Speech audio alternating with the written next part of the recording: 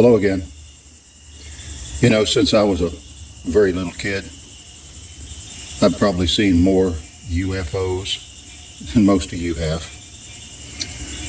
So that startles a lot of people when they bring up the subject of aliens and flying saucers and alien technology and stuff like that. I just say, no, they just ain't there. And they go, how do you know? How do you know? God could have created other beings in other places. And I say, oh, really? No, there are no such things as aliens, and this is why. And I take them to Ephesians chapter 1. Even as he chose us in him before the foundation of the world, that we should be holy and blameless before him. In love, he predestined us for adoption to himself as sons through Jesus Christ, according to the purpose of his will.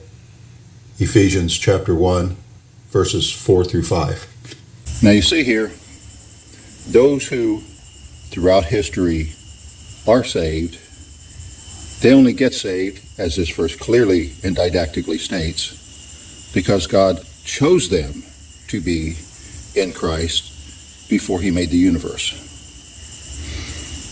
But it's deeper than that. Because it says, it doesn't mean that the very first thing in God's decision-making was picking us. There was already something there because he chose us to be in a certain place. And that place already existed. He had this place called in Christ.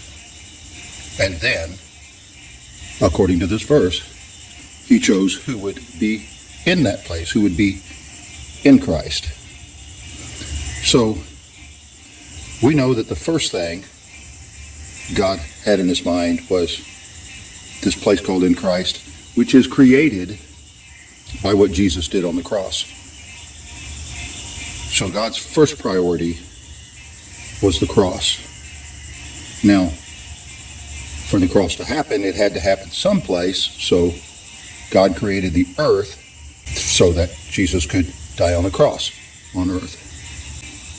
The earth then had to be somewhere.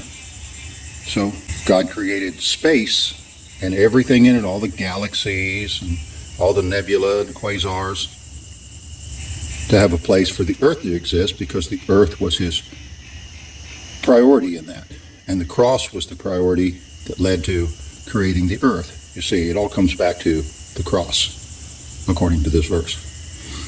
Someone accused me of being, well, you're just going back to being a geocentric view of the universe. No, it's not a geocentric view of the universe.